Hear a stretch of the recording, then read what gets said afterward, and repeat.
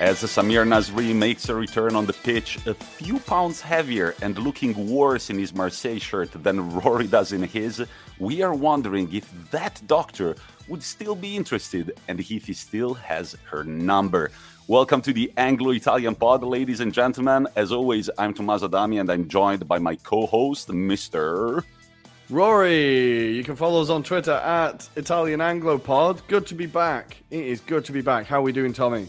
Good. You can also follow us on Instagram if you want at Anglo-Italian Pod. I know that Rory didn't say it because he was afraid to mess it up once again. Always. Our Twitter handle is at Italian Anglo Pod. Our Instagram at Anglo-Italian Pod. And we're sponsored by at Sports Club Maps. Go check them out on Twitter, on Instagram, on their website, and maybe cop a nice little map for your empty-looking apartment. Rory, I'm doing great today. Actually, it was a beautiful fall day in Milan, and this morning I got to take one of my classes to do the lesson in the park. I didn't know that was possible, but they started insisting. I asked the director, and she was like, "You're responsible. Take them wherever you want." And I was like, "Sweet." It was great. Such a hippie teacher. Like, what's that film with Robin Williams? Dead Poets Society. Not Goodwill Hunting. Dead Poets Society. Yeah, man, I kind of felt like that, but it didn't come from me. They were just like, "Please, it's such a beautiful day. Can we go?" And then I was like, I asked the director, and she was like, "Take them wherever you want. If anything happens to one of them, you are responsible for it." And I was like, "All right, fine. Let's do it." Well, they're 17, 18, so it's fine. But how are you, Rory? Yeah. How are you doing, bud? Yeah, I'm good. Yeah, it was a nice day in Milan. My school's kind of the opposite. They're kind of keeping the kids locked indoors, and I kind of feel bad for them. Not in a bad way, but just, not in a nice way either. It's kind of weird. Yeah.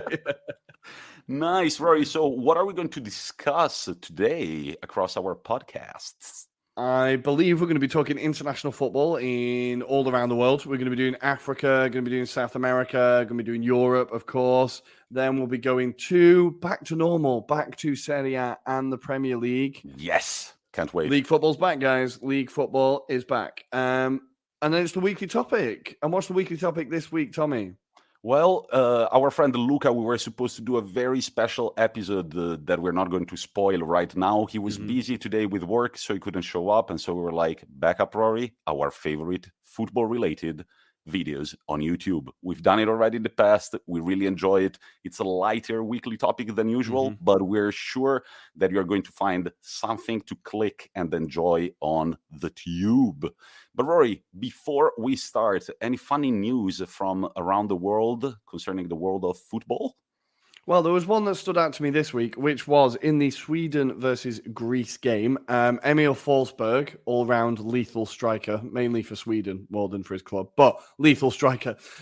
He was caught apparently telling the ball girl, I believe it was, that if she kept hold of the ball longer when the ball went out, that he would definitely give her his shirt at the end of the game, which I think is absolutely beautiful shithousery. And almost like, I feel like we're seeing new levels of shithousery at the minute. People are taking it to a whole new world. And I've got to say, I'm completely here for it. Yeah, I found another pretty funny news. Besides Samir Nasri looking absolutely... Dude, he retired 1 month ago. And I read a post on Instagram that said he's surely been enjoying his retirement for a month. Like, I don't know, he went to McDonald's every day. It looked awful in that kit. But I just think, just give him a larger shirt. Just give him a larger shirt. You don't have to do him dirty like that. That was a tight shirt.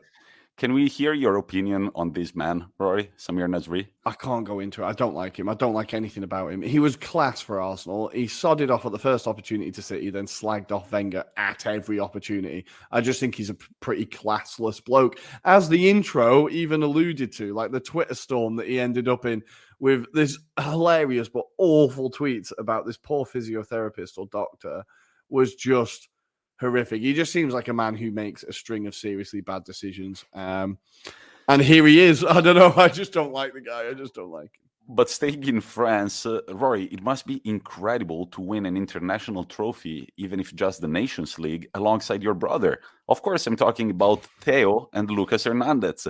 But what's the price that you have to pay for such a special moment in your life? Well, Theo Hernandez got COVID and is ruled out for the game for AC Milan this weekend.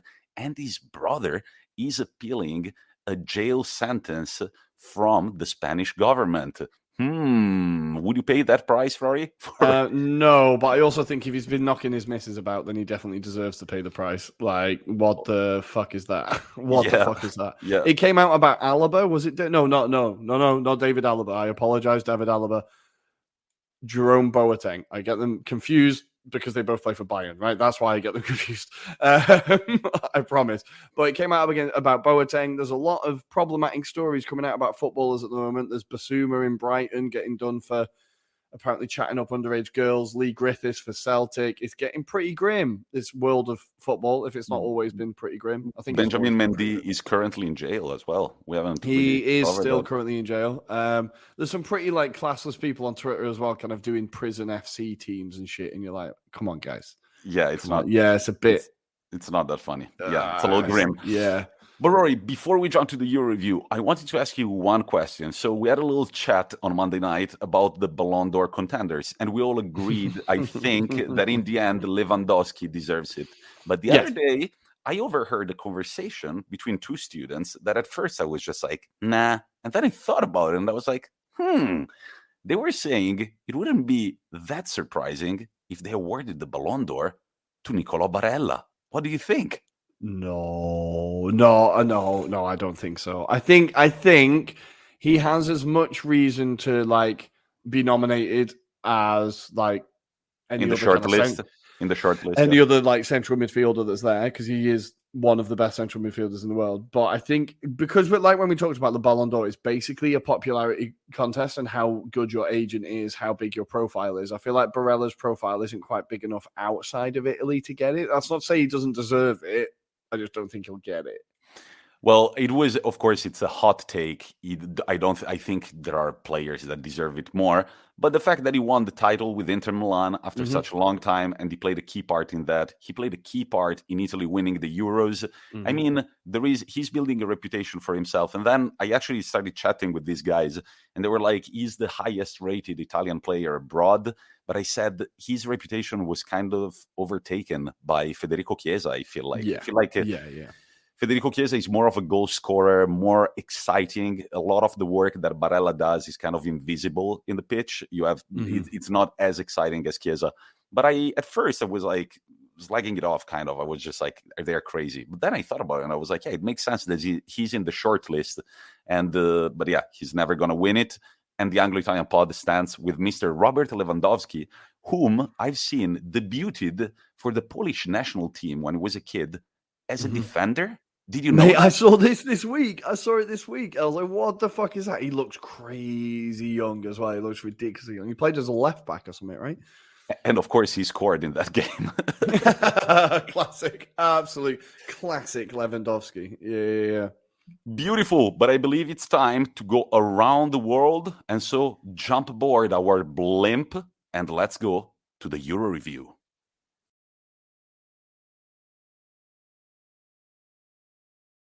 It's felt like a lifetime, but it was only 2 weeks. The international break is almost over. League football is almost back. Let's take you first to Africa to take a look at the World Cup qualifiers. And we've got our African football expert, Mr. Rory Criscuolo. So you are very kind with the term expert, and I think almost deluded. But it's nice to be back in this blimp. I feel like, it's been a while since we've been in the old girl, and here we are. So I'm going to very, very quickly take you through the 10 groups and what the situations are. So I don't know what genius planned the final or like the fixtures in AFCON, or whether they just thought those two teams are likely to be the favorite, so let's put them last. But in all the groups that are yet to be decided, the top two teams are playing each other on the last match day. So it seems like the last match day in the AFCON qualifying could be really, really intriguing. Absolute fire. So let's see. In Group A, we have Algeria and Burkina Faso are both on 10 points. The final game is Algeria versus Burkina Faso. This week, Mahrez and Benacer scored in a 4-0 win over Niger. So that group is crazy close and yet to be decided. In Group B, Tunisia top their group. They're 3 points ahead of Equatorial Guinea. And the next game is Equatorial Guinea versus Tunisia. So that group is still wide open. In Group C, Nigeria are top of their group by 2 points. They play second place Cape Verde in the final match. Damn. Then we move on to Group D. We have Ivory Coast and Cameroon separated by 1 point. They also play each other in the final match in Cameroon. This week, Ivory Coast beat Malawi 2-1. Goals from Kessié and Pepe. So Serie A and the Premier League being represented pretty well. In Group E, Mali top their group by 2 points. Uganda are second. And Tommy, what happens in the last game? They play each other. Let me guess. Exactly. Mali versus Uganda in the final game. I don't know how this has worked out or if it is. It's just insane. Anyway, in Group F, we have Egypt to 4 points clear of Libya. So this one's a little bit more settled. Egypt have to play Angola away and Gabon at home. Libya have to play Gabon at home and Angola away. So Aubameyang could actually have quite a big say, even though he won't be at the World Cup with Gabon. He could have quite a big say in who will be there. Nearly there, guys. Group G, we have South Africa and Ghana separated by 1 point. And in the final match day, who do they play, Tommy? They play each other, right? Exactly. South Africa will play Ghana in Ghana. This week, Thomas Partey scored again. He cannot hit a barn door for Arsenal, and he gets 2 goals in 2 games. This one, a free kick against Zimbabwe to secure the 3 points. So please bring some of that form back, Thomas. We need the goals. Nearly there. Group H, we have Senegal have already qualified. These next 2 groups are already pretty much done. Senegal have qualified, winning all 4 games and they're 8 points clear. They beat Namibia 3-1 this week, a Famara Diediu hat-trick. And Group I, Morocco have also won all 4 games and are also 8 points clear. So both those groups are decided. Then finally, Group J, Tanzania and Benin, both on 7 points. Unfortunately, they've ruined it. These teams do not play each other, but they did play each other this week, and Tanzania beat Benin 1-0 to put them level. So Tanzania have to play the DR Congo at home and Madagascar away, and Benin have to play Madagascar at home and DR Congo away. That is the situation in AFCON. So most of the groups are still yet to be decided, and the final match day, I think you have to sit and watch what happens because it's going to be madness. And talking about Africa, guys, we are going to repeat it. We've said it extensively already, but we're going to just keep hammering you with this information. We are going to be covering the Africa Cup of Nations starting from January and until February. We need somebody who is more knowledgeable than us about African football. We might have found a few people, but hey, the more, the merrier. If you're interested, our DMs are always open. Say what up, and we'll say what up back, and then we'll start a crazy collab. And guys, we're going to go to South America. I really wanted to take you through Asia, but just turns out that the groups are a mess. I don't really understand how the system works. If there are also any Asian experts who want to come in and talk Asian football with us, that would be fantastic. We have no idea.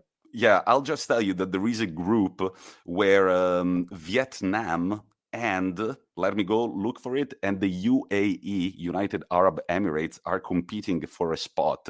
So you can tell already that the groups are pretty interesting also from a geographical standpoint. They're in the same confederation, if you remember. Anyway, yeah. Yeah, it's not like, you travel from Italy to England. It's like Vietnam, the United Arab Emirates. Like Tajikistan to bloody Sri Lanka. Like, it's yeah. It's absolutely crazy. So, you know what's way easier to do? It's way easier to go to South America, where our team, my team, Chile, have won their first game in 7. I don't really understand what's been going on in South America for Chile, but they've been struggling. Finally, they are back to winning ways. Not much more has happened. Brazil are still leading at 28 points. Argentina are trailing by 6. They're second on 22 points. Then we've got Ecuador, Uruguay, and Colombia at the 5th place. Going to North America, I just hope that you saw Alphonso Davies' acceleration in the game against Panama yesterday.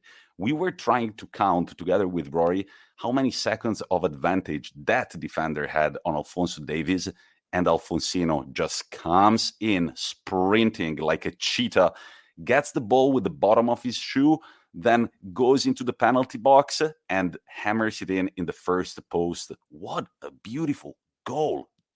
That guy is like single-handedly, well, not single-handedly. Canada have a few decent players now, but he is like definitely their main weapon. Imagine your best player being your left back. It's really weird, right? And right, I looked it up. I looked it up yesterday. Do you know how many inhabitants? What's the population of Canada? Oh, it's like one of those that's like crazy low because like nobody, like there's just dead space everywhere. It's like 6 million or something. I don't know. No, it's a little more. It's 35 million, but still, damn, it's super. Compared to America, right? Yeah, I mean, and even the United States don't have that big of a population, but it's time to go to Europe where, ladies and gentlemen, we've got a round of applause for our Danish friends. I don't know what Skål? Skål, is that congratulations or maybe that's cheers in Danish? I'm not sure. Yeah. I think it's cheers. Cheers? Yeah, I think so. Our friends from Minnesota who supported the Vikings.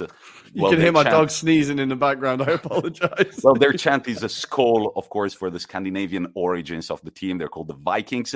But hey, Denmark, 5 million people live in this tiny country. In Northern Europe, they are the first European team, together with Germany, to qualify for the World Cup in Qatar. They've played 8 games. They've won 8 games. They've conceded 0 goals, and they've scored 27. And one thing that I love about these stats is that they have had 17 different goal scorers. Out of 27 goals, only Mele has scored 4, together with the Scovolsen, who's also at 4. And guess where these 2 players play? They play in Italy for Atalanta, Joachim Mele, and the Scovolsen for Bologna. Pretty interesting, right? It is, and it's like, it's weird because obviously the tragic events that happened at the Euros massively and it didn't derail their campaign because they still got very far, but it definitely like affected them, as of course it did. It would, but they really have got a squad there because you've even got players like Damsgaard, who is like such a promising player. They've got the experience of Schmeichel and Simon Kjær. They've got this great mix of experience and promising young players. I think like even Yusuf Poulsen isn't the most like prolific striker, but he's played for some big teams, played in big games, and like it feels like they've got a real squad that could like really surprise people, I think. And look, Denmark surprised everyone in '92, wasn't it? So why can't they surprise us again?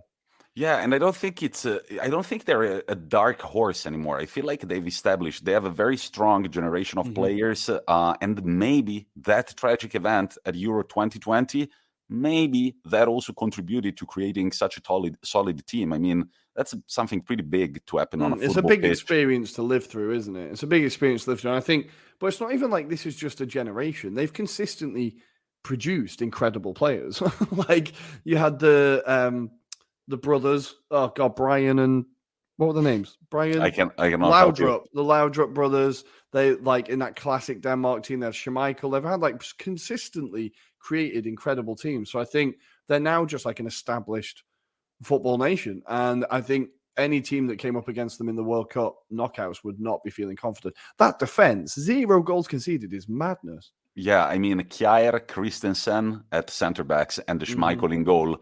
I mean, Kjær and Christensen definitely have experience. And if they have experience, Schmeichel has experience with a capital E. So that's already a super solid defense. Their weak spot, surprisingly, might be the attack. In fact, they don't rely on a striker, on that reference point as a number 9 up front. As we've said, the 17 different goal scorers, they play this type of total football. So let's keep an eye also, once the World Cup comes around, on Dolberg, who is 24, just like Joachim Mele. They're also a pretty young team. If he can stay fit, he's a very prolific goal scorer. He's already scored 4 in 5 games at Nice this season, including a brace versus Lille in a 4-0 win.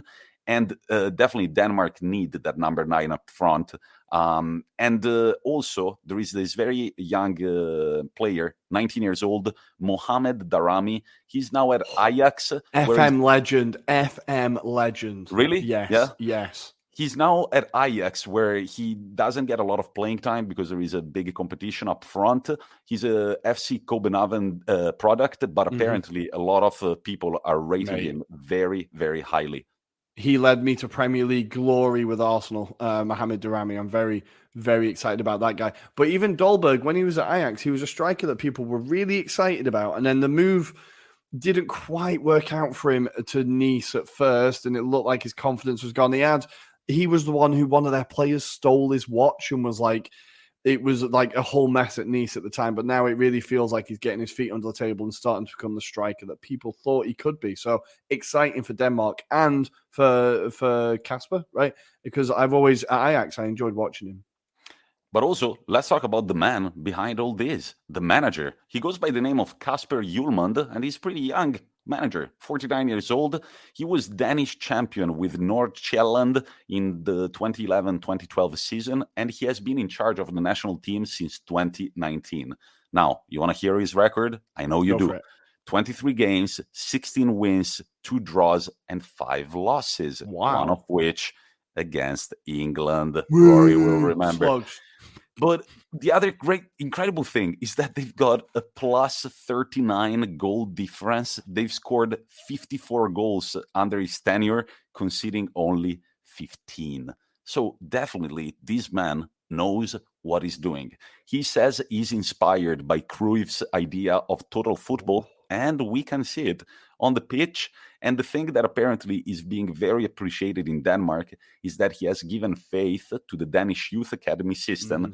And for example, Mele comes from a small academy called Ostervra, Skovolsen from Alsonderup. I apologize for the pronunciation. And the Vind, which is one of their forwards, comes from the small academy of Avedor.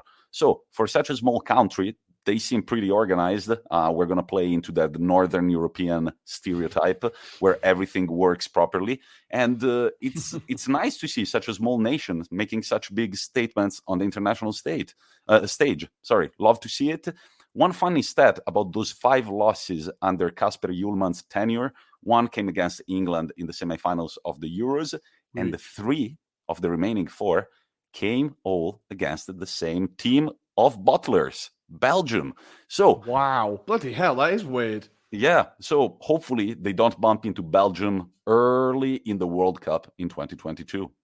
But Rory, fingers crossed for them. It's great to see them. Like obviously after after what happened to them at the Euros or to Ericsson, we all want to see him doing well. And just what a qualifying campaign. I saw a great tweet from Peter Schmeichel. Like to see how proud he is of his son is just so beautiful to see. And obviously, like we've talked about it before, but Kasper now has he has a career in his own right. If you know what I mean, he's not just Peter Schmeichel's son. And I think just what a player and what a leader for that team. And it's not a given that the son of a footballer is going to play his parents' the same position, you know, and or even play. Like... Or even play, yeah, unless your name is Maldini, of course. But the fact that they became 2 very important goalkeepers in the Premier League and in the Danish national football team is absolutely impressive. And now for the section, Switzerland win in an emphatic way, 4-0 against Lithuania. Rory, I let you go. I'll be honest. Look, like I've been to Lithuania. It's a beautiful country, but I am not going to put all my trust in them to get a result in football. I'll be honest, not really. No, yeah, they looked dire. But Rory, what does this mean for Italy? I don't want to think about it. Well, it means that Italy face a difficult. You have to play Switzerland next. Yep. In Rome, though, it's not in San Siro, so, you know, thank God for small blessings. And then, as we said, you face quite a difficult trip to Windsor Park in Belfast. Now, that being said, this isn't the Northern Ireland of the last Euros. The manager has left. A lot of the players have got a bit older, and this campaign has been pretty grim for them. 1 win, 2 draws, and 3 losses. So I think that it's not the Northern Ireland of past, but I still think it could be a difficult game. It means that Italy, ultimately, you have a lot of pressure on you, Tommy. And I just know that the last time Italy faced pressure to qualify for a World Cup, I was in the ground and it was fucking excruciating to watch. How do you feel about it? Now, the thing is that we simply need to defeat Switzerland at the Stadio Olimpico, which is what we did at the Euros this summer. So that makes me feel confident. We defeated them 3-0. Look, they are only 2 goals behind on goal difference. If we win the game against Switzerland, keeping a clean sheet, I think we can travel to Belfast pretty relaxed. Yeah. But if we draw against Switzerland, holy shit, that's gonna be scary. Switzerland's last game is at home against Bulgaria, so definitely not as tough as traveling to Belfast. But look, it's one way only, all or nothing. Stadio Olimpico, Friday, November 12th. We got to win that game, and I think we've got the chances to do it. And we're up to 75% capacity, so it'll be a bigger crowd. Make it a cauldron. Look, I think you should. I'm not saying anything. We'll see how the game goes. We will see how the game goes. I don't want to jinx it. I'm not shitting my pants, but I might have stained them. I'll tell you that. Rory, what else are we looking at in the UEFA qualifiers? Okay, so we've done Italy. Should we start with England, I suppose? Should we go there? Wow, you sound excited about your national team, Rory. Let's go. Yeah, as ever. So we've had a question from friend of the pod, Adam Gipke of the Hopeless Wanderer pod.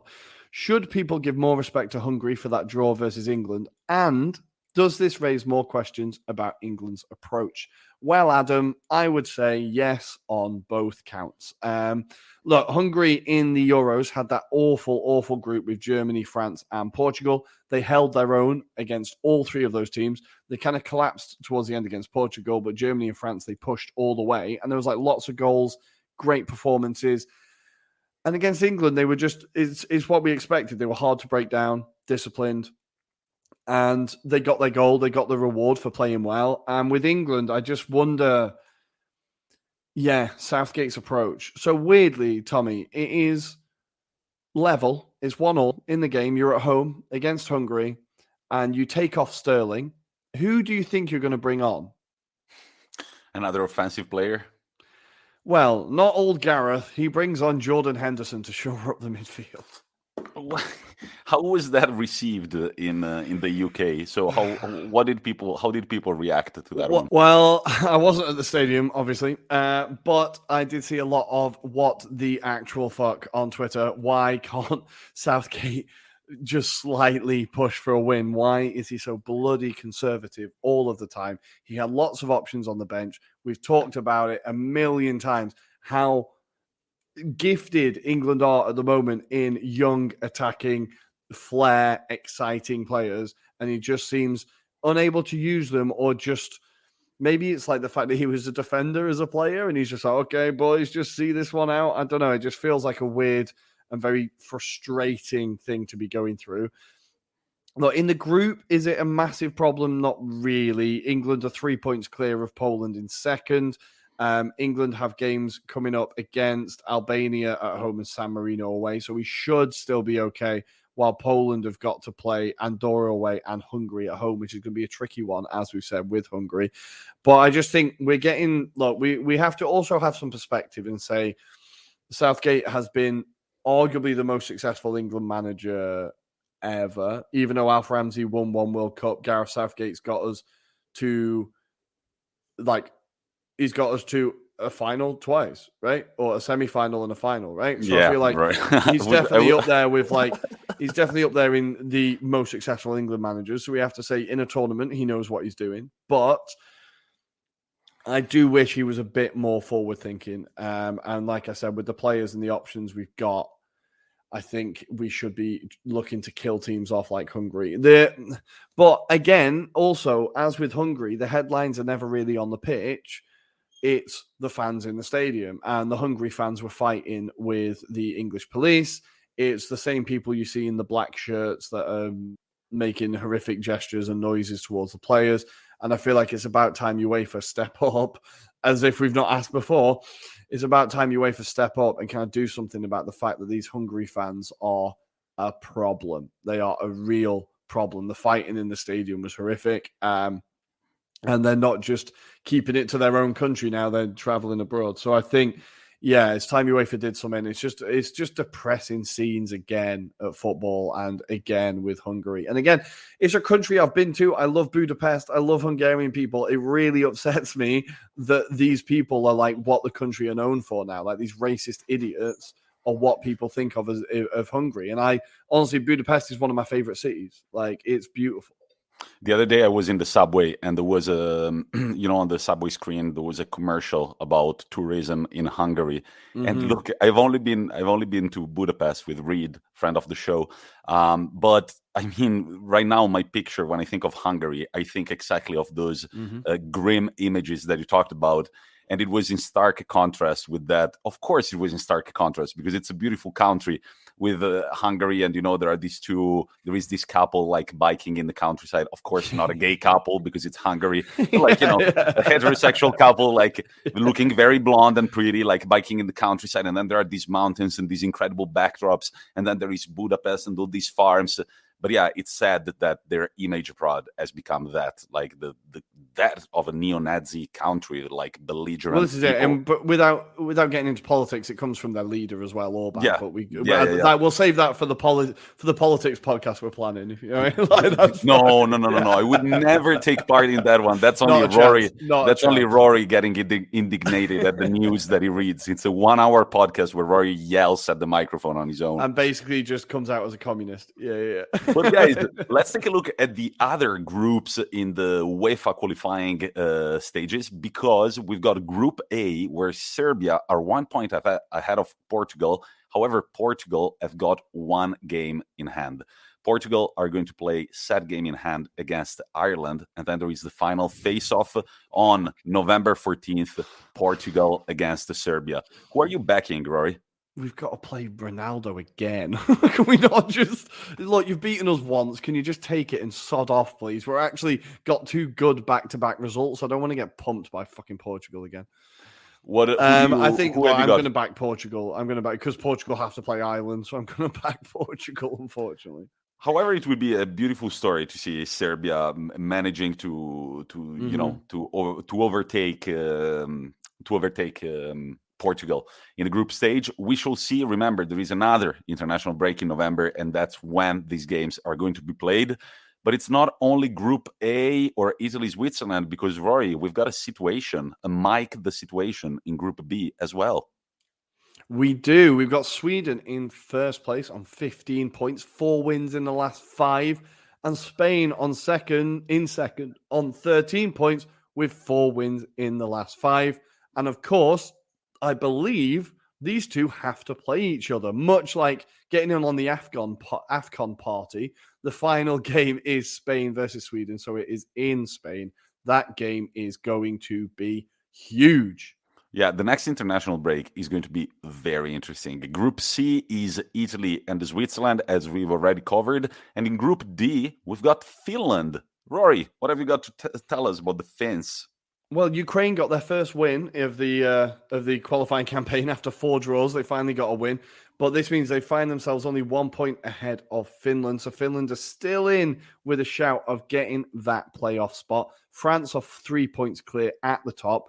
The biggest problem for the Finnish is that they have to play France at home in the final game. They have Bosnia away before that, whereas Ukraine have to play Bulgaria at home and Bosnia away. So Ukraine have a bit of an easier run.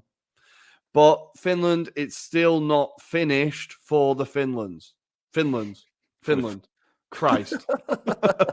Guys, we're a little rusty today, in case you haven't noticed, but we're keeping on going. And we've got Group E, where Belgium are leading with 16 points, followed by formerly known Czech Republic, now currently known as Czechia, on 11 points. However, Wales are right there, also on 11 points, but 1 game in hand.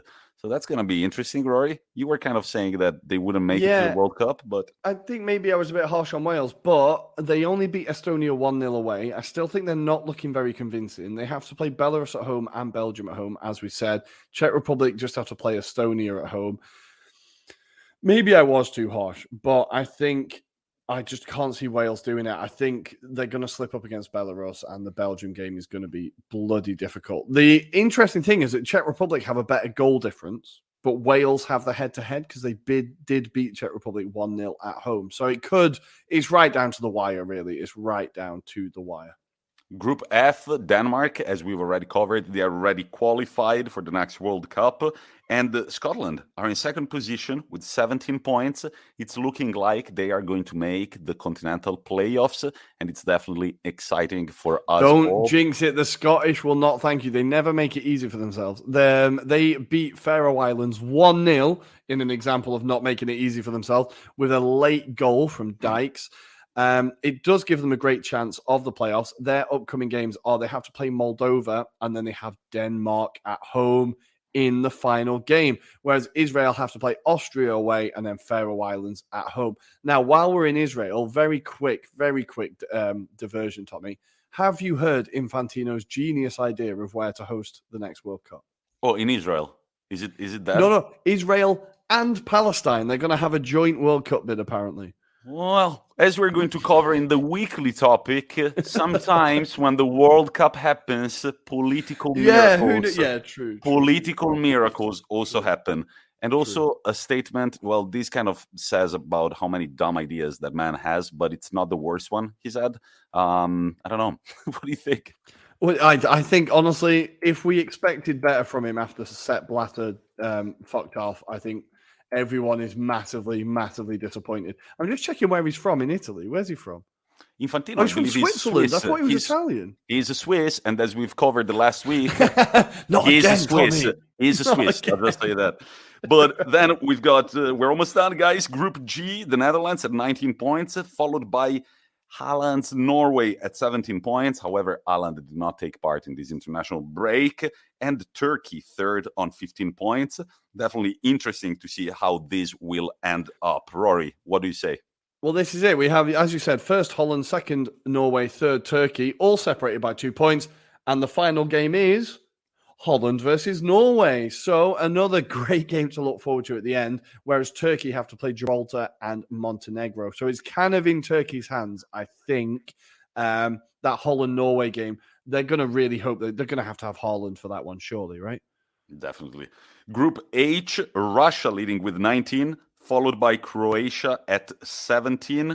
They are going to play each other in the last match day. It's all squaring up. Pretty interesting, right? I honestly can't. I know we were kind of moaning a little bit like, oh, so many international breaks. But reading about this, I'm like, man, I can't wait for the next international break. There's going to be so many games with so much riding on it. And then we've got England's group. Your next games coming up are Albania and San Marino. Of course, England are top of the group, followed by Poland at 17. And their next games are against Andorra and Hungary. Rory, are you confident that England will finish top of the group? Quietly confident. If anything, Gareth Southgate will make sure we don't lose a game, even if he doesn't make sure we win a game. So I think we should be all right, touch wood. And finally, in Group J, Germany are already qualified in an emphatic fashion with 21 points, 7 wins, only 1 defeat, and only 3 goals conceded. Ooh. But the interesting thing is between Romania and North Macedonia, and there is a third wheel invited at the party. It's Armenia. Interesting, right? It is. They're all separated by 1 point, those 3 teams, and Armenia play North Macedonia at home next. But then, unfortunately, Armenia have to play Germany in their final game. So it's definitely going to be difficult for Mkhitaryan and his lot. But a nice little race there for second place for that kind of vital playoff spot. So lots to look forward to in the European qualifiers yet, I think. But now it's finally time for league football. It's back. Not all teams are happy, especially in Serie A, that this international break took place, especially the team that, I don't know, there is a jinx, there is really a curse on that team about injuries. I'm talking about Roma. Tammy Abraham apparently is not feeling super fit. His ankle is a little shaky, and so is Zaniolo. Is that a problem? It might as well be, because this weekend we've got Juventus taking on Roma. If you couldn't get worse timing, you could not get worse timing. You could not get it. So this game is going to be played. It's the big match. It's going to be played on Sunday night at 8:45. But it's not the only big game, because we kick off on Saturday afternoon at 6 p.m. with Lazio taking on Inter at the Stadio Olimpico. Now, about international breaks, I already said it.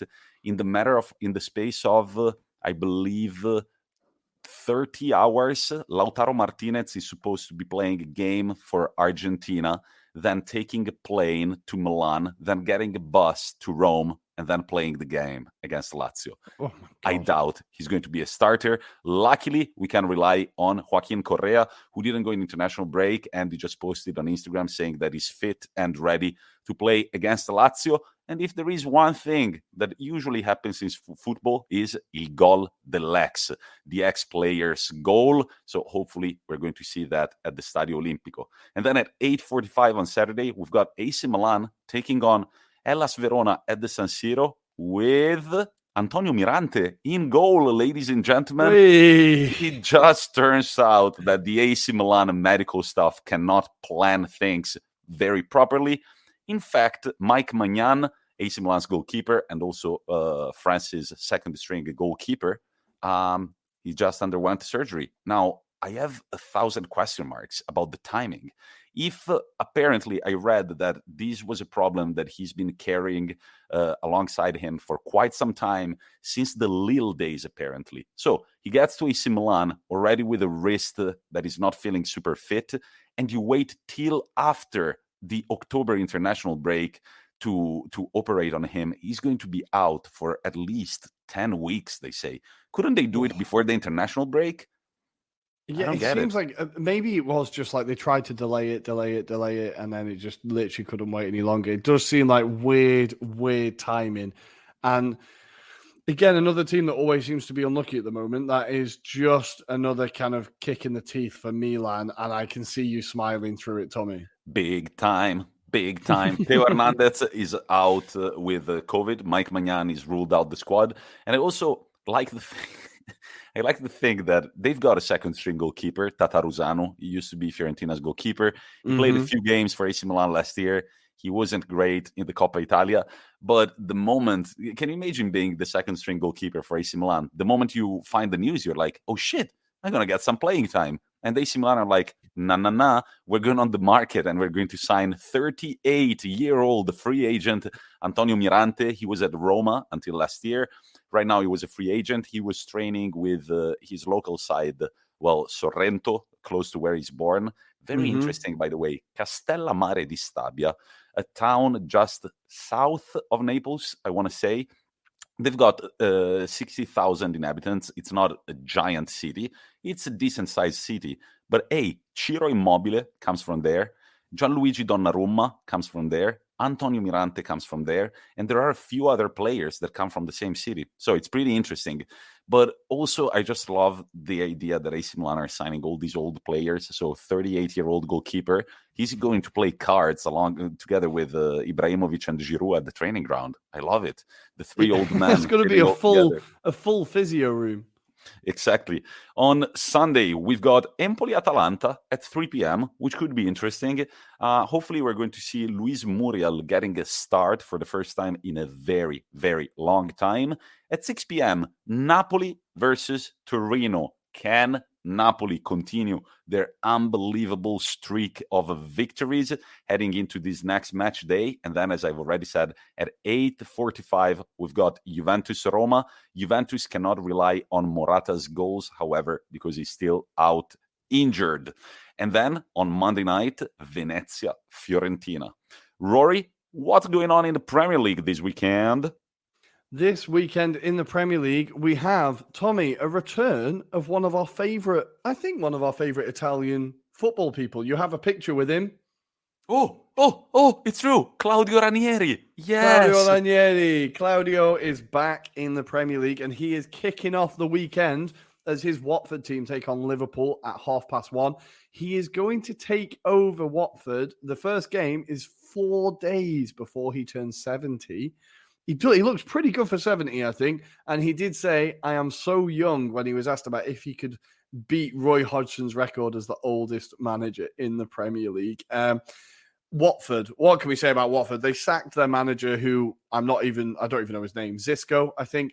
They sacked him and he actually had a pretty decent start. We know this is Watford's model. They just, every 6 months, every 8 months, they just like have a clear out and sack whoever's in charge. They brought Ranieri in. Now, Ranieri, obviously, we all remember for the Leicester days, but the last club he took over was Fulham in the Premier League, and it wasn't particularly great for them. So I do kind of worry about this appointment for Watford, but it is nice to see Claudio back in the league. Look, Claudio Ranieri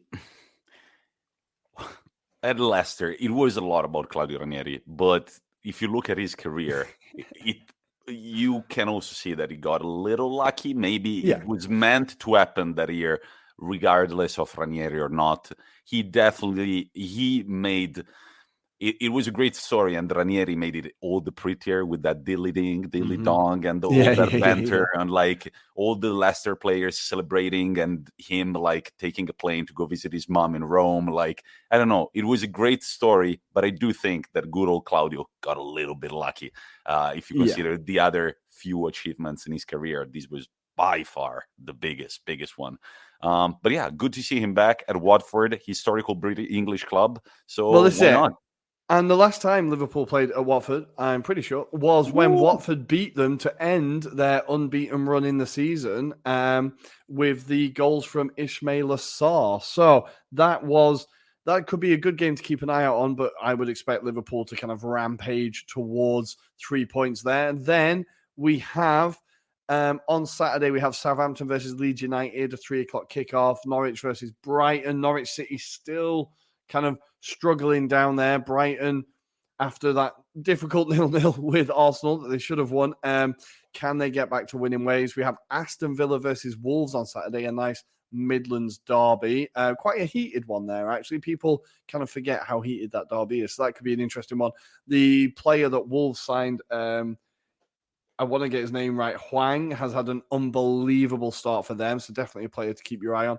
Then we have Leicester City versus Manchester United. Now, the rumours are that Brendan Rodgers is Newcastle's choice to replace Steve Bruce.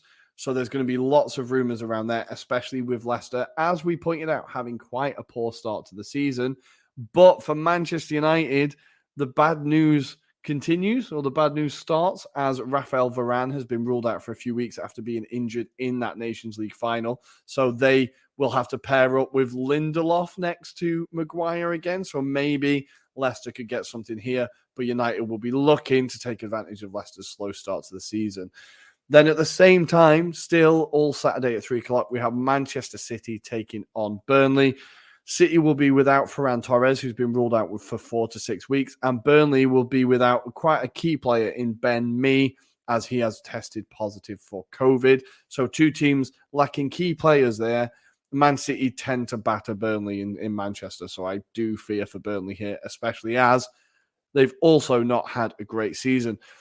Then the late kickoff on Saturday, we have Brentford versus Chelsea. Now, every game with Brentford at the moment is very exciting, and I think this is another one that's going to be like entertainment central. I think I'm definitely going to be tuning in for this one. Nice. A weekend full of football. It feels crazy, but we're going to see football at the weekend. And then finally on Sunday, we have Everton versus West Ham at 3:00, 2:00 UK. David Moyes going back to his old haunt.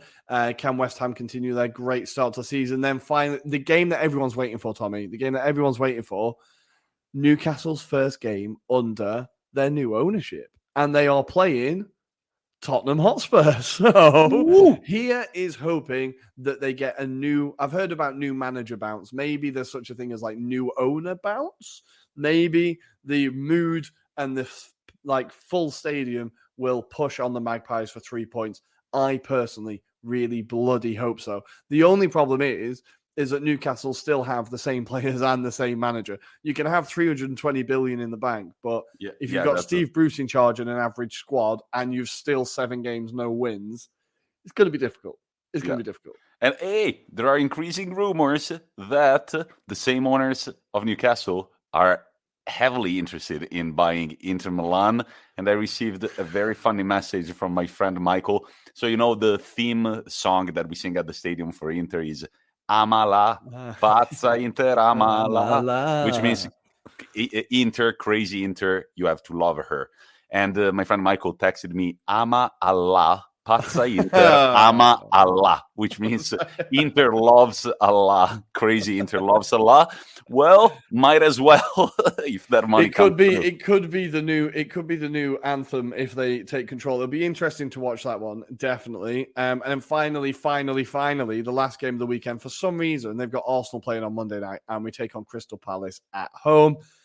I'm hoping Thomas Partey continues his goal-scoring form and bangs one top corner. But I genuinely think the Newcastle one's going to be really interesting because how Steve Bruce handles this game, knowing that basically his job is gone, it's just a matter of time. The players must know that as well. I feel like it could, even though this takeover has been like a big source of optimism for Newcastle fans, it could immediately, like in the immediate future, be a source of quite a lot of pessimism because I feel like it's going to be really disruptive and could cause quite a bit of like tension in the back room. So we'll see how it happens and we'll see what happens.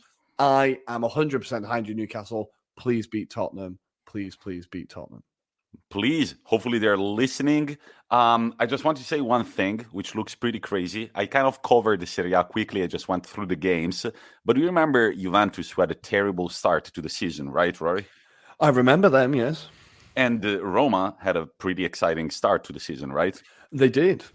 But if Juventus do win this game against Roma, they will be only 1 point behind Mourinho's team. So it's true, Juventus are picking up form. They're picking up points. They're currently 7th on 11. Roma are 4th on 15. This is definitely the biggest game in Serie A this weekend alongside Lazio Inter. Make sure you tune in. Rory, anything more to say in the Euroreview? One last thing, and this isn't Serie A or Premier League related, but it's just come through that Pedri has signed a new contract at Barcelona with get ready for this, €1 billion release clause. How smart is that when you have 1.3 billion of debt? How can we solve this problem? How can we solve this problem, Pedri? Newcastle? Newcastle? Anybody? Newcastle? He's very good. He's worth 1 billion euros. Yeah, that was great. I actually forgot to mention it at the opening of the episode. But there is this Italian comedian who's become very famous. He talks about arte povera, which is poor art.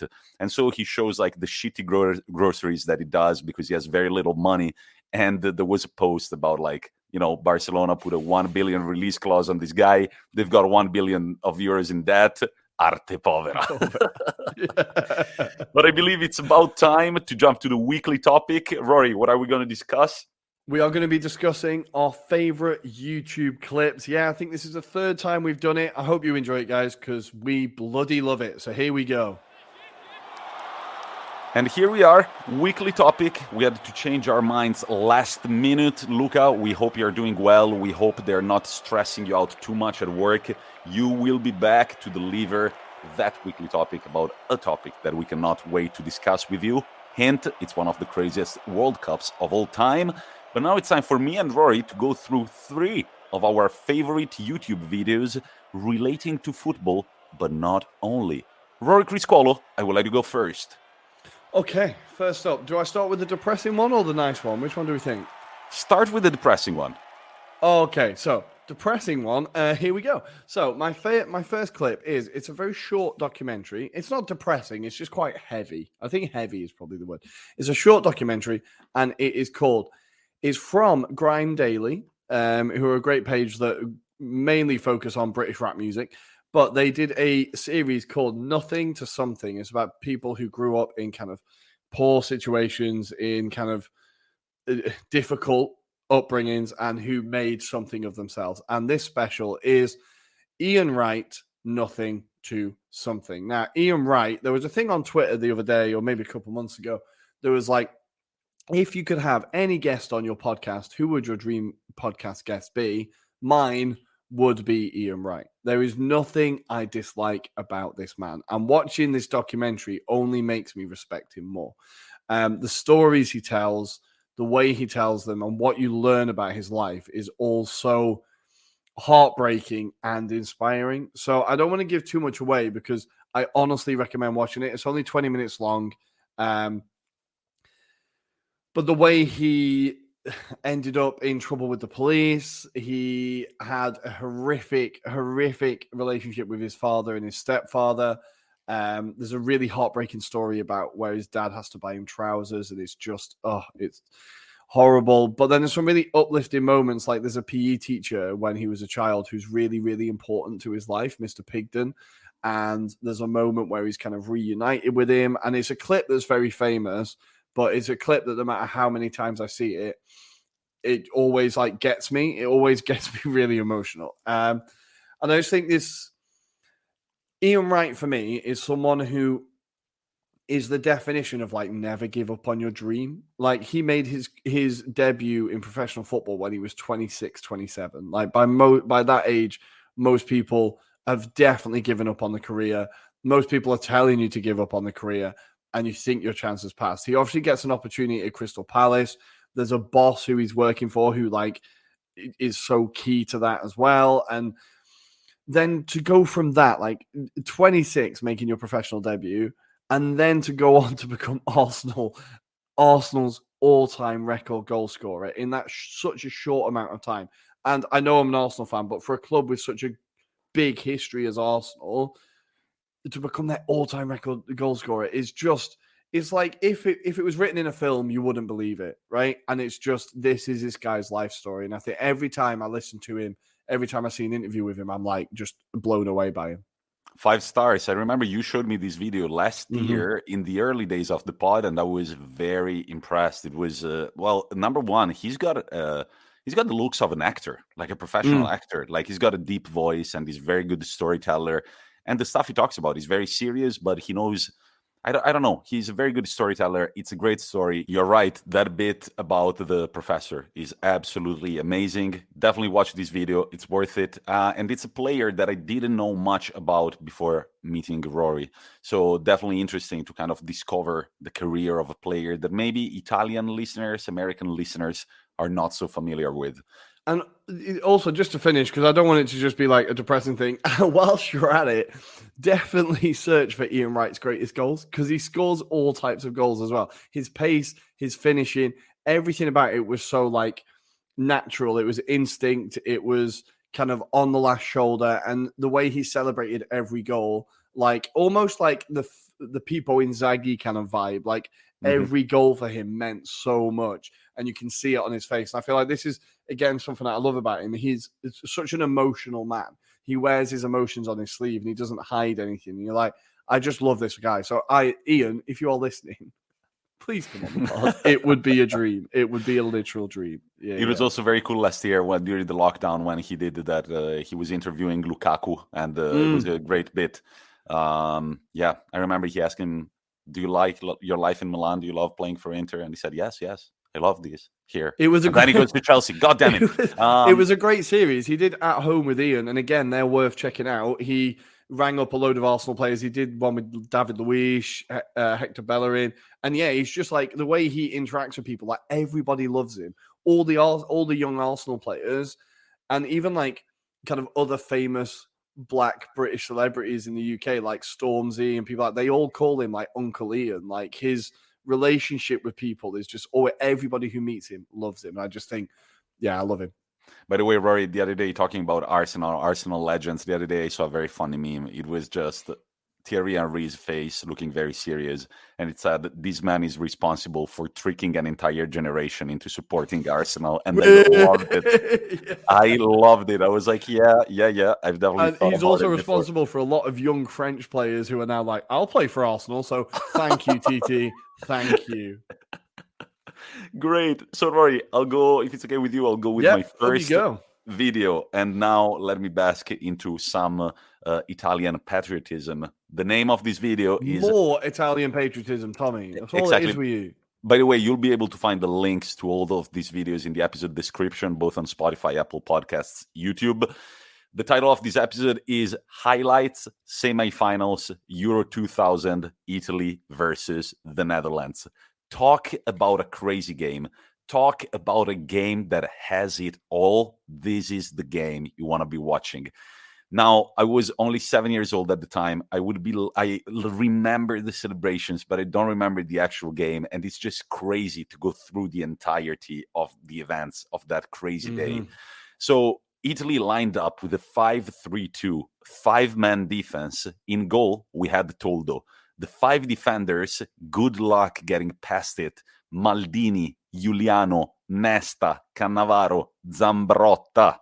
At midfield, Fiore, Albertini, Di Biagio. Up front, Totti, Del Piero. Spoiler alert, it sounds like a tough defense, but the Dutch players managed to get through it and cut through it on quite a few occasions. They lined up with a 4-4-2 featuring Van der Sar in goal, Bosvelt, Stam, De Boer, and Van Bronckhorst in defense.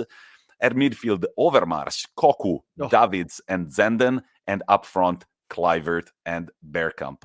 So many Arsenal players. Man, and then Seedorf got in at like the 86th minute. Such an incredible generation Seedorf of players. On the bench, taking liberties. Also, another thing that I love about the highlights of this game is the classic Italian and Dutch kits. They're playing blue against orange, and it just looks tight as fuck. 33rd minute, after the Dutch forwards created already quite a few problems to the Italian defense, Gianluca Zambrotta picks up a red card for Italy. That's at the 33rd minute of the first half. And in my opinion, I don't know, man. It was a little too, what do you say, by the book? Like, it's a little bit soft, but you've seen them given. As exactly. Yeah. 5 minutes later, Nesta pulls Kluivert's shirt. De Boer goes to take the penalty, and Francesco Toldo, who was not even supposed to be playing in the European Championship, if it wasn't for a Gigi Buffon injury, saves the penalty, diving to his left. At the 62nd minute, and again, if you watch the highlights, Italy don't do anything. It's only the Netherlands attacking. Do you remember this, Rory? I do. I think it might be the most Italian win ever. It might be the most definition Italian win ever. Just to win at the 62nd minute, Giuliano, I don't know if you remember Mark Giuliano, he was the defender of the big scandal. He basically blocked Ronaldo on a clear path towards goal in that infamous Inter-Juventus game. But Giuliano attempts in this game at the 62nd minute to end once and for all David's career with a horrible tackle, which wasn't worthy red card. He gets lucky because he gets a little touch on the ball, but the rest is all legs, both legs. Well, at this point, they're like, De Boer missed the first penalty. Let's change the penalty taker. Let's get someone who's also very cold. Kluivert, he shoots a mozzarella of a penalty that hits the post, and it's still 0-0. But the crazy thing is that Francesco Toldo would go on after overtime to save another 2 penalties for Italy. And in total, the Netherlands would end this game with a grand total of 5 penalties missed out of 7 conceded. What? Now, I need to look at Netherlands' penalty record because I believe it is worse than England's. Like, they always do terribly in penalty shootouts. So I'm just looking now. Netherlands penalty shootout. Here we go. I believe they've out of 7, they've won 2. Oh my God, that is in competition with England. But this game was great, and you know what's funny? That we thought we had won it, but then we go to the final and bloody France come in. But I'm forgetting one thing. Italy won this game 3-1 at penalties, and to put Italy 3-0 up, 23-year-old Francesco Totti, with the smirk on his face, he did the infamous cucchiaio. So red cards, missed the penalties. Talk about a great game. This is one of my favorites. Bask in the highlights. There is also Pelé, watching from the stands. And I don't know, it's just great. 2000s Is that the football. one where Totti said he was going to do a cucchiaio and they're like, he's a madman? Yeah, and Maldini's like, I understand why we never call to the national team Roma players because they're all a bunch of retards. But then Totti did score that penalty, and it's one of the most iconic penalties of all time. Rory, Let's go to your second video. Second video. We're going to go for my funny clip. Let's go for the funny clip. And this is, obviously, listeners, I know that all of my choices are so Arsenal-centric, I realise. But this is one of my favourite cult heroes of the Emirates era at Arsenal. And it is the Abue man, Emmanuel Abue. This guy. So this clip is, everyone knows the clip. It's only 6 seconds. Get your phone out, watch it. It's just brilliant. The unnecessity of this is just genius. So it's in a group game in the 2010 World Cup where Abue is stood on the sideline. There's a break in play, and the South Korea manager is giving his instructions to his South Korean player, at which point Abue starts nodding as if he understands Korean, nods at the instructions, and wanders off. Now, what I love about this moment is that in the middle of a game at a World Cup, you are more concerned. You don't know necessarily if the camera's on you, but you're more concerned about making a cheap joke that potentially nobody's going to see just for your own entertainment. And if there's anything I enjoy, it's making a joke for my own entertainment. So I just love this moment. And the thing about Abue is the stories that always came out about him against Arsenal while he was at Arsenal. Like, he was a player who, look, I think he's better than people remember him as. Like, he was part of that Arsenal defense that got us to the Champions League final, that didn't concede a goal in 8 games. Like, he was good on his day, but he was also an absolute disaster on his day. I do remember where there was a game, we got a last-minute penalty against Liverpool to go ahead. Liverpool go up the other end, and Abue just runs into the back of Dirk Kuyt for no reason, gives Liverpool another penalty, and they get to equalise. So he definitely had his moments. But the story that always stands out to me about him is that there was a point at Arsenal where Gilberto Silva was our captain, right? So he decides to throw a party, and it's quite a formal party at his house to introduce himself as captain, have the squad round, bit of team building. This is not a fancy dress party, right? But Abue decides to dress up in a tiger onesie with tail and helmet and spends the entire party hiding behind furniture and doorways and jumping out at his teammates. That is fucking brilliant, dude. Just again, for his own entertainment, right? At this point, Adebayor described him as he's funnier than some comedians. Now, this I don't know why I love this quote so much, but he's like, he's funnier than some comedians. When he eats, he sometimes puts food up his nose. God damn it. An absolute it's not kid. Even that funny. Like, I don't know, but it really makes me laugh. Really makes me laugh. And then the last bit on Abue is a moment where, so they have like a members day at Arsenal. I think they do it at most clubs where if you're a member, you can watch them train in the stadium, right? So it's usually quite calm and like, you know, a bit chill. And they're announcing all the players on, and all the players kind of stumble on and give a wave to the crowd. And Abue comes on and he just laces it on the pitch at full pelt. He sees this ball and just boots it into the crowd and then just starts doing star jumps and flips and like waving at the crowd and stuff. It's like, this guy is an absolute genius. Like, I don't know. He said he wanted to be the new Eddie Murphy. Now, I honestly think he's one of the funniest footballers I've seen. Like, just naturally stupidly funny. I don't know. And this clip with the South Korea, I remember seeing it and just being like, what is he doing? Rory, you're the professional DM slider. You should slide into his DMs and see if he's up for an interview with the Anglo-Italian pod. Getting Abue man on would be fantastic. Now, this guy's story, it gets a little bit dark, but then, because it's me, it gets a little bit dark, but I promise there's light at the other end. Unfortunately, at the end of his career, he went through all sorts of shit, like mismanagement with his agent, ended up in trouble, like financial trouble, depression, etc., etc. But now he's back in the Ivory Coast. He's opened up Emmanuel Abue Football Club.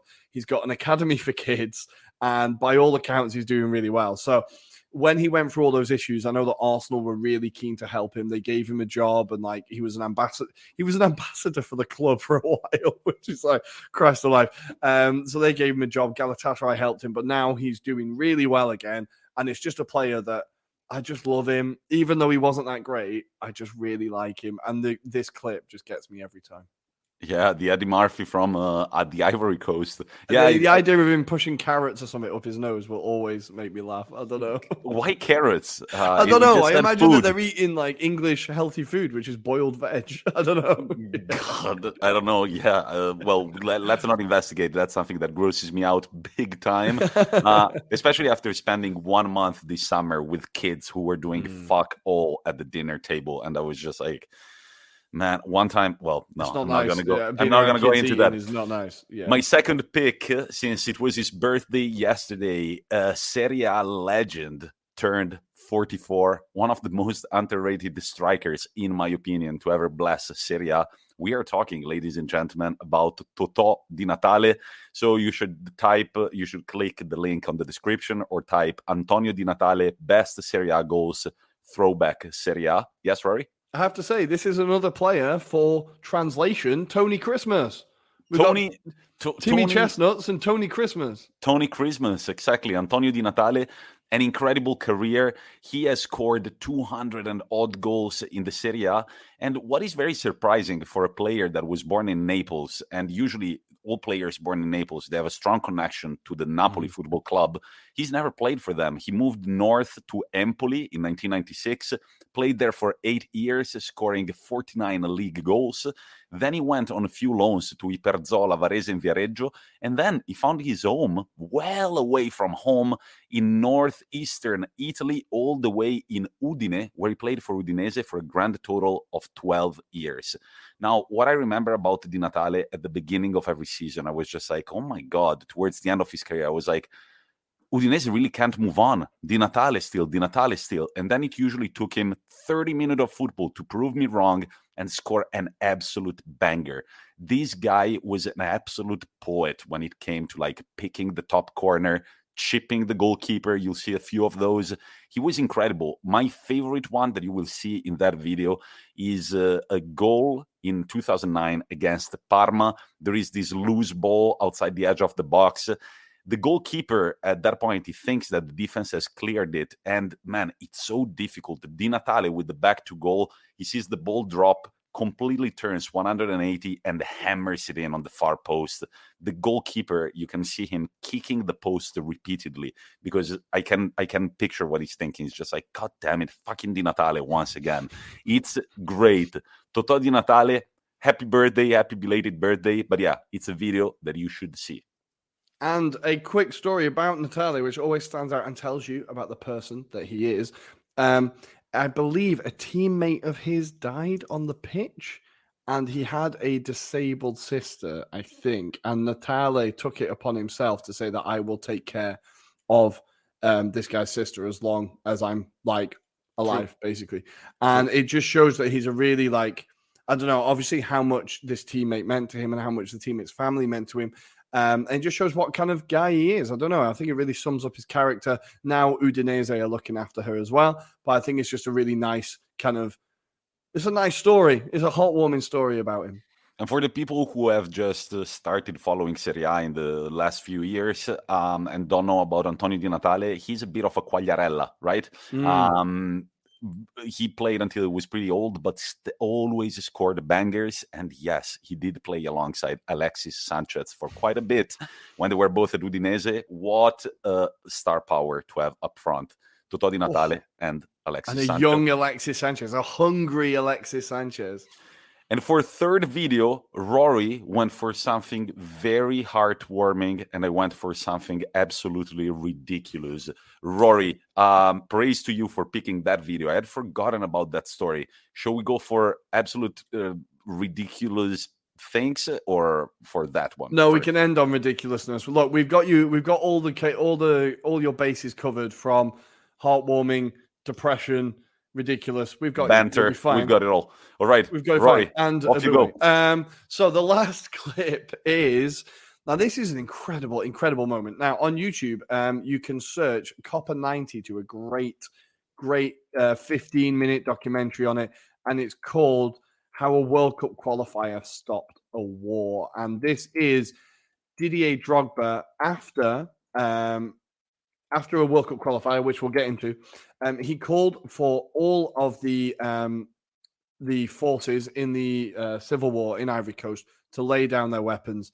And it's an incredible moment. So it's in 2005. Ivory Coast are trying to qualify for the 2006 World Cup.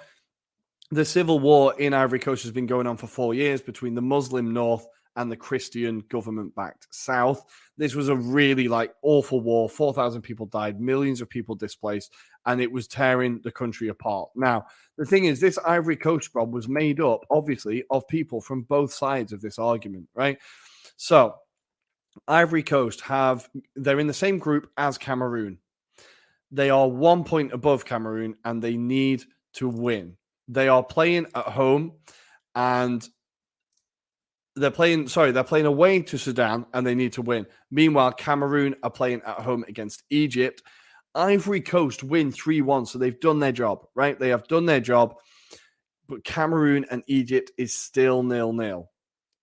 In Abidjan, they're still waiting for the final whistle to go, and then they hear the 94th minute, Cameroon have been given a penalty. But thankfully, they missed the penalty, and Ivory Coast qualify for their first ever World Cup. So all the players obviously run into the changing room celebrating, but rather than celebrating, what Drogba does is he calls in the national media. He gets all the squad together. He has Kolo Touré, who is a Muslim player, and he has a Christian player on one arm, and he appeals to the country and says, please lay down your weapons. This team has shown that everybody in Ivory Coast deserves to exist. Everybody in Ivory Coast deserves to be proud of this country. We're going to the World Cup, and we're going to need all of you to support us. Then all of the team get onto their knees, and they say, we plead with you to please stop this fighting. And it worked. From that second, the fighting stopped. And from there, eventually, it led to peace treaties and alliances. And even more incredibly, watching the video, Didier Drogba is beyond any politician or beyond any leader, beyond a footballer. He is like a god to people in Ivory Coast. The way that the changes he made. So after this, he wins African Player of the Year, right? And Ivory Coast have only ever played all their games in Abidjan. But what he does is he says the next game we are playing in the city of Bouaké, which was the city that was the center of the fighting. So it's the city that was in the middle of the country. He says, we're playing our game there so that we can show that the country is united. And now they play their games in different stadiums. And it's just the influence that this player, and a great player that we've talked about many times, despite the fact he scored against Arsenal all the time, a great player. I just love that he cared about his country so much at this moment and made such a huge difference. I'm super glad you picked this clip because I remember the story. As soon as I turned on the video, I was like, yup, I remember it now. I didn't remember it was so big.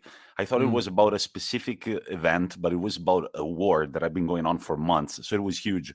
4 years. A few takeaways from this video. So of course, in the locker room, everybody's super happy. They're jumping around. But as Drogba, you can see that he understands that he's got that responsibility. And as soon as he sees he's handed the microphone, he looks frantically for the first camera. And then in front of the camera, and here I have to say it, I'm lucky enough to have studied it. French is a beautiful language. And he looks at the camera. He looks super serious. He's got, as Rory said, these two players on his sides.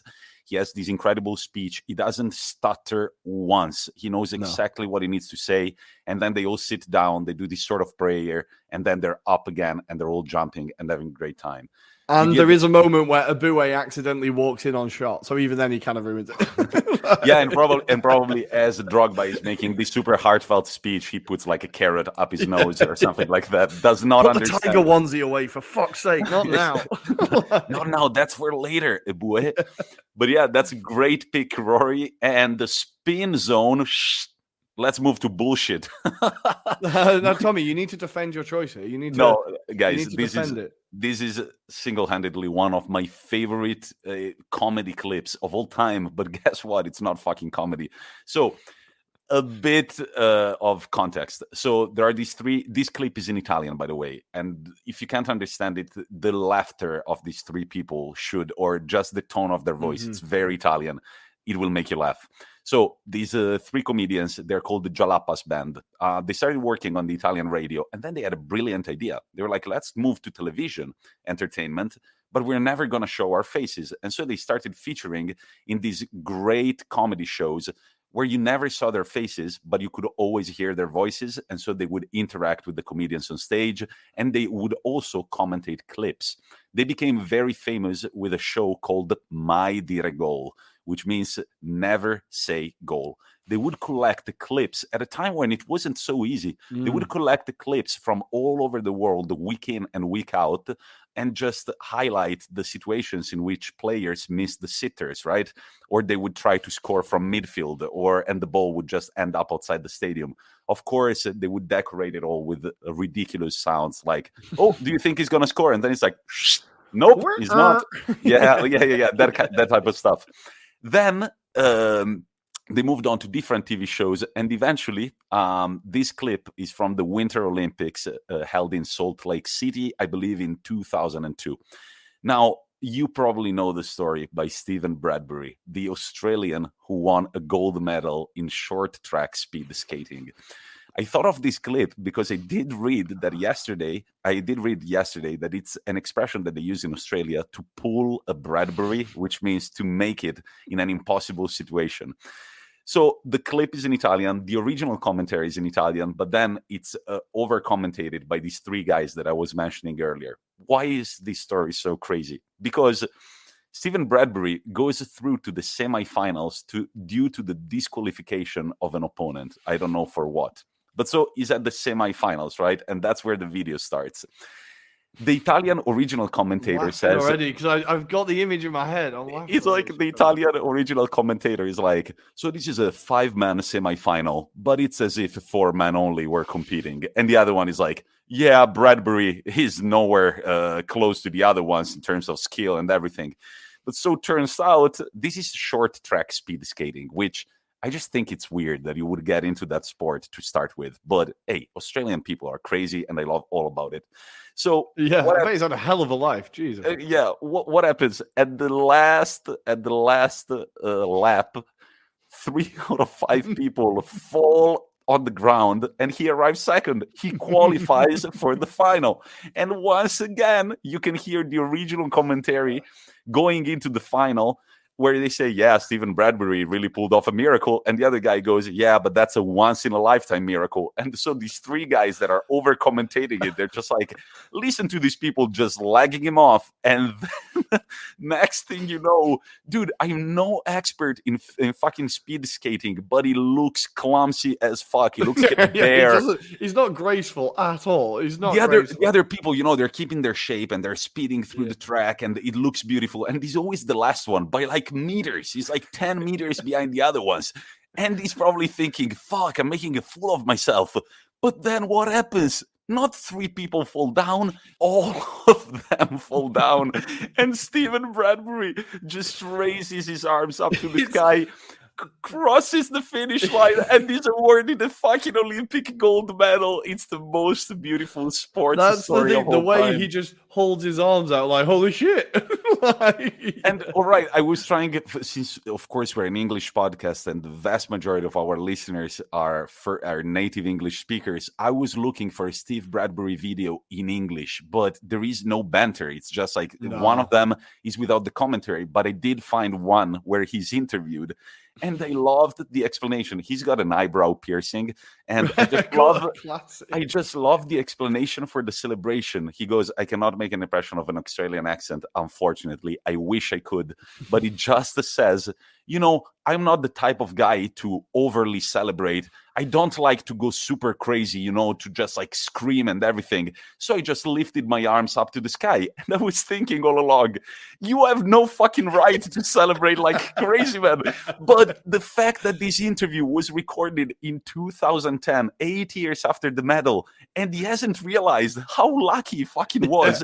It's just like, he has. Come on. That is massively tongue-in-cheek. Of course he has. Of course he has. Of course he has. And of course he's smiling throughout. But the fact that he justifies the celebration is like, yeah, I'm not the type to go crazy and like jump into the stands. Of course not, dude. You didn't win out of skill. You win out of sheer luck. But maybe, who knows? It was all a technique. Stay behind everybody else, far away. It could have been a tactic. It could have been to just knock one of their feet and they all go down. I love the fact that, like, and it would happen in any country, I think, but in Australia now, he'll be like a bigger legend because of how he won. And they will just absolutely fucking love it. Like, yeah, absolutely. like, more than if he'd been world class and like roasted them. They'll love it more that he won this way, definitely. I loved that also Roy knows this clip very well. Guys, enjoy it. It's not football related, but it's absolutely worth it. Yeah, it's glorious. That was it for our choice. We hope you will enjoy these 6 videos. Please let us know. If you want to slide into our DMs, leave a comment under our YouTube video. But I believe it's time to jump to the infamous 1 minute to kickoff quiz.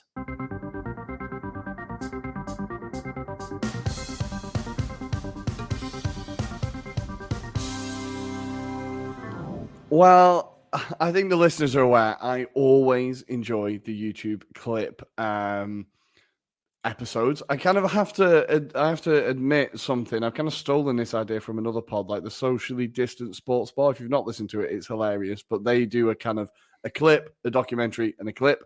But I really enjoy it. It means you can talk about so many different things around football, not just what the latest game was or the latest goal. So I really enjoy it. I hope the listeners enjoyed it. Tommy, what about you?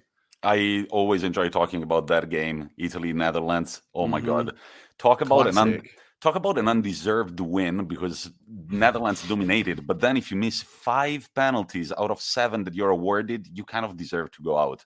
But yeah, I don't know, memories from when I was a kid and Francesco Toldo, man, that celebration, I would remember it forever. Yeah.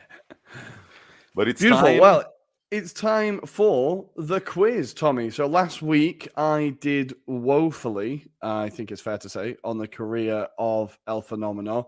The only question I got right wasn't about him, so that's quite embarrassing. This time, Tommy, hopefully it's your turn to have a woeful performance. What is your chosen topic this week? My chosen topic is the career and deeds of Gianluigi Buffon.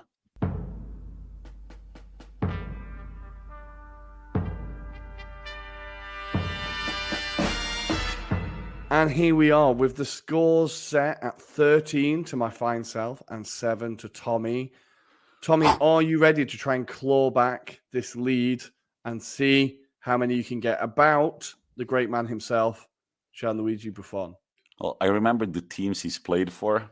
I know a few other things. Well, he's played for 2 teams. I know a few things about Buffon, but let's see if I can score 6. I just want to put a lot of pressure on you. I guess 4 would already be good.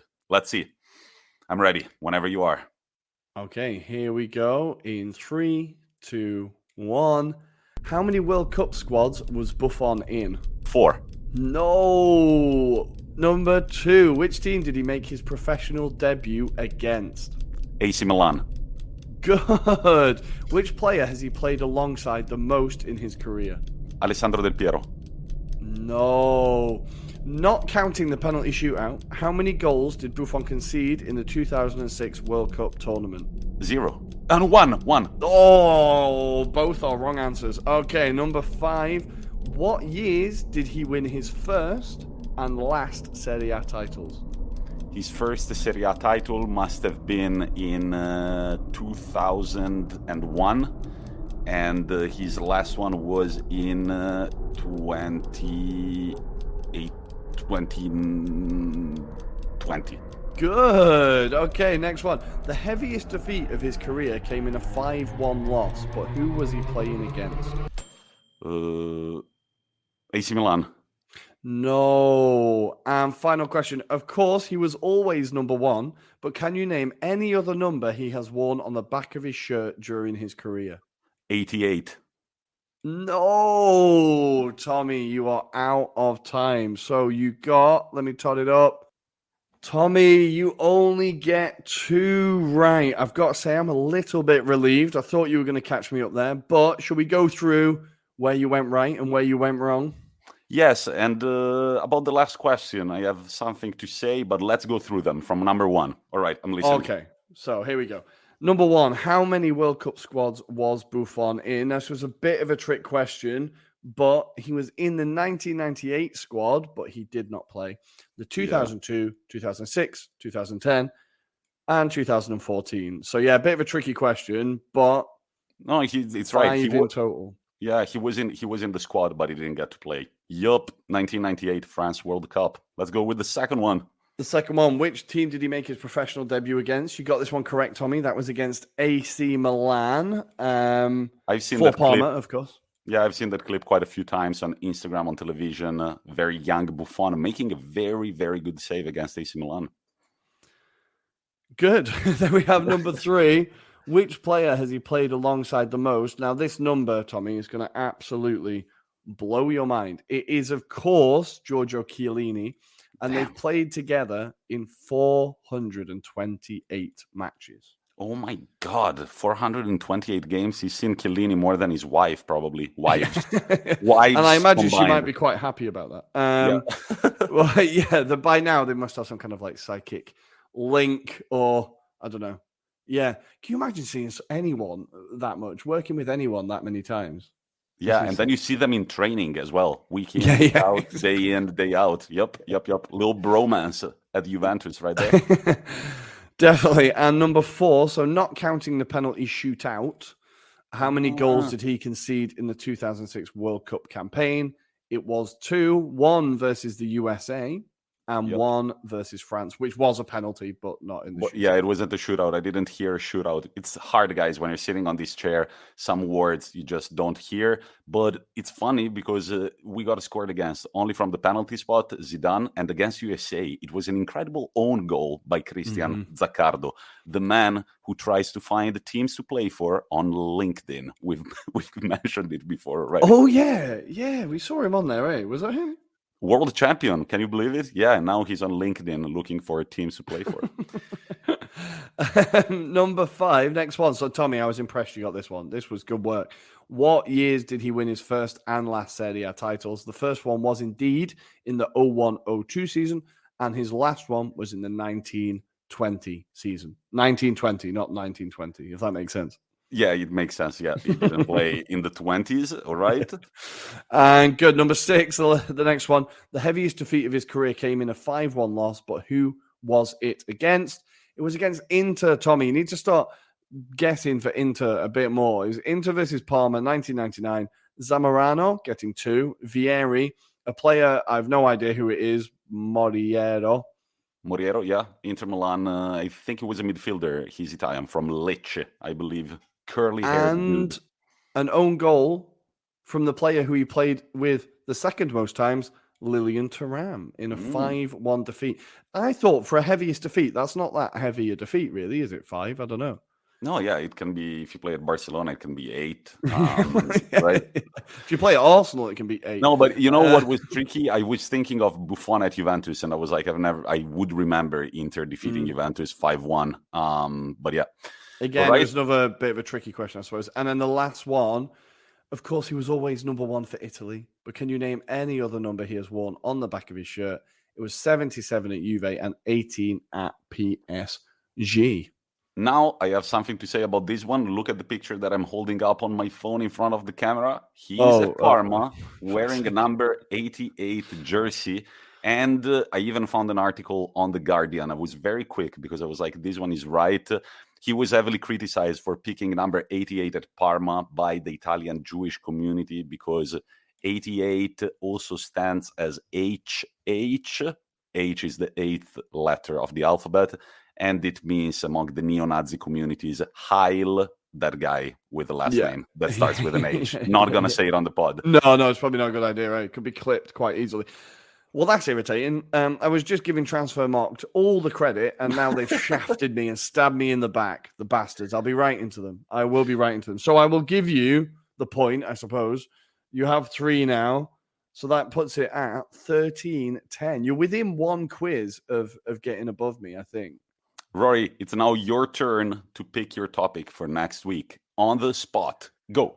On the spot, I'm going to say, okay, the championship in the UK / the second division. All right.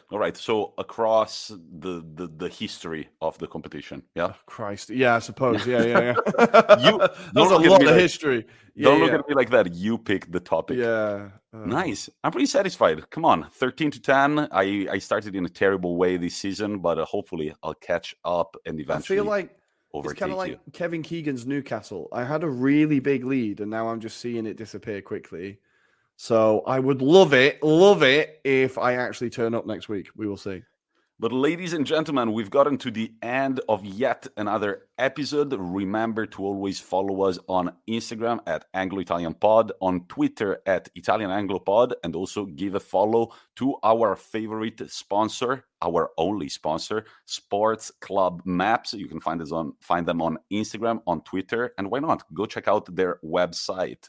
And now for our customary quote, for the first time in the history of the pod, we report a Twitter thread that happened between Bayern Leverkusen and the few people who were trying to diminish their history, I believe. So you've all seen that on Twitter, there is this very stupid, in my opinion, red flag trend. But so let's see what happened with the Bayern Leverkusen account. They tweeted, "I don't watch Bundesliga." A bunch of red flags. And someone at CFC Sajad said, Bayern buys all your best players. It's literally a one-team league. And Bayer clapped back, "We haven't sold a player to Bayern since 2004. And finally, Jeff_Thaf gets involved with, well, you haven't produced a top talent since 2004 then. Thumbs up emoji. And Bayer Leverkusen clapped back heavily with, "The last top talent we produced literally scored the Champions League winning goal in 2021. That's all from the Anglo-Italian Pod. We'll talk to you on Monday night for our Euroreview show on Twitch and YouTube. Have a good weekend.